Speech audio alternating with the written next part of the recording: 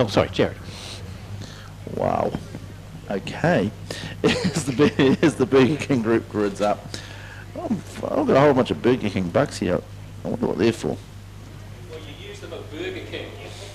You get a discount on your burger, that's what It works better if you yell at me with a microphone on, then the people who don't think I'm just crazy standing here wondering why there's voices in the background. There's always voices in the back of your head, Jared. Absolutely, and you would hate to think what they're telling me to do right now. Anyway, as we wait for the push car to get out of the way, it's gone, the complete total of the push car to the infield. We are away and racing. Front row of the grid was Sneaky Skur and Dave McSherry. We led the second group away, the Burger King group. They are going the opposite direction on the track. I'm winding it for us. Kieran Skur leads us back to McSherry. We wait to see what happens down the back straight. There's definitely going to be a positional change for third. The 69 car of Graham McKernahan leads us around for third spot. Out in front, don't worry, Tony, I knew what I was saying. Granted, it was hard to understand. Anyway, we have Skur as the 14 car of Lapsley goes round in front of us. Well, I'll say car panel van. And he drops right the way to the back, and the Don's been put round by Maisie down at Envirowaste. So it is the suck it up car of Kieran Skur that's leading this. He's got the foot down, hammer down, back to the 62 of Dave McSherry.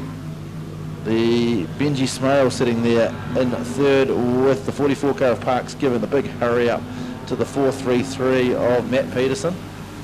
It's easy to see Matt's car, it's got big gold wheels on it. Can't read the numbers, but I can see the wheels. It's handy. Anyway, we go looking at our race leader once again, coming across the start-finish line. These cars are considerably quicker than the first group. You'd almost think this was the turbo pack.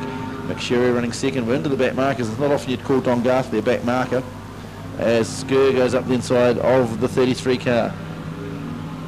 They'll be on the back of Robinson within a matter of metres. Kieran Skur there just threading the needle beautifully. Dave McSherry coming through. He's had to back out of it. He's just going to let these back markers have a little play. Smale there with Matt Peterson right behind him. Dan Parks as well. Parks looking to the inside of Peterson. Our leader, he's got about half a lap almost on these guys that are battling it out for third.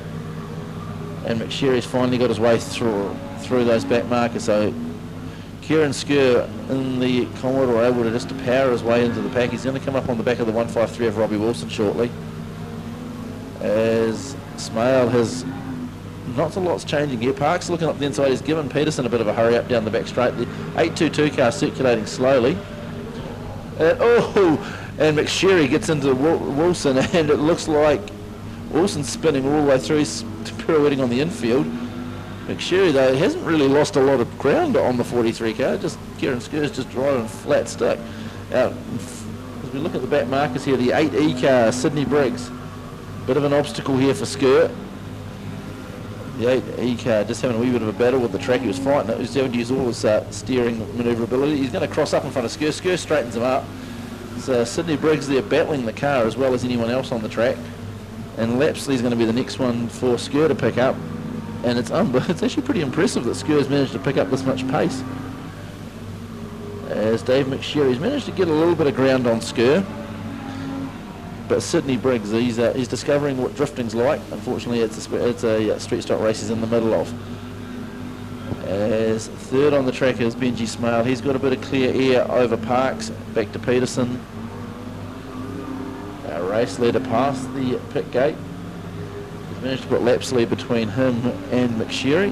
And he's very conscious of some of these back markers. You'll see Kieran, he doesn't go in side by side with a lot of them. As the 822 crosses up, and he's going to get Dave McSherry fair up his tube. And McSherry's just turning into him. He's quite angry with him by the looks of it. Gives him a bit of a smear down the side of it. It looks like it lost a lot of ground. Fortunately, hasn't allowed the 59 car to pick up any positions on him. When we look through, Kieran Skur, the 822 car having a battle there with Garthley. Garthley had to back out of it. The 822 car shoots through the infield and pulls back out. So, interesting option there. Out in front, 62 straight into Robbie Wilson. Just destroys that driver's door, and he's put himself in as well. It's cost him the front end of his car.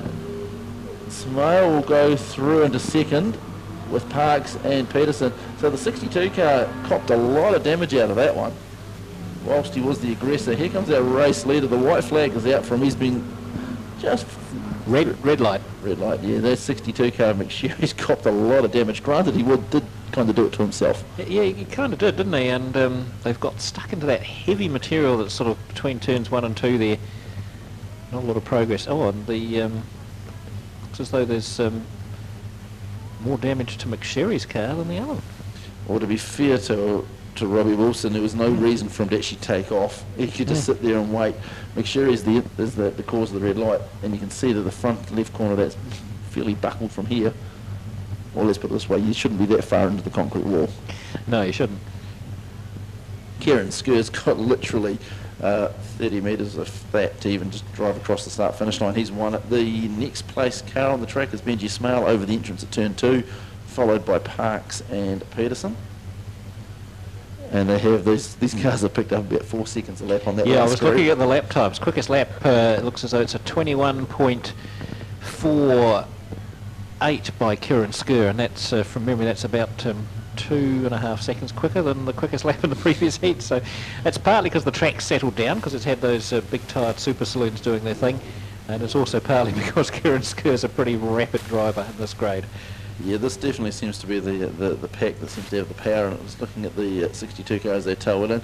You can see there's a steering arm or steering rack actually hanging out underneath the bottom of the car. So at least it's half removed. It makes it easier for the crew to repair.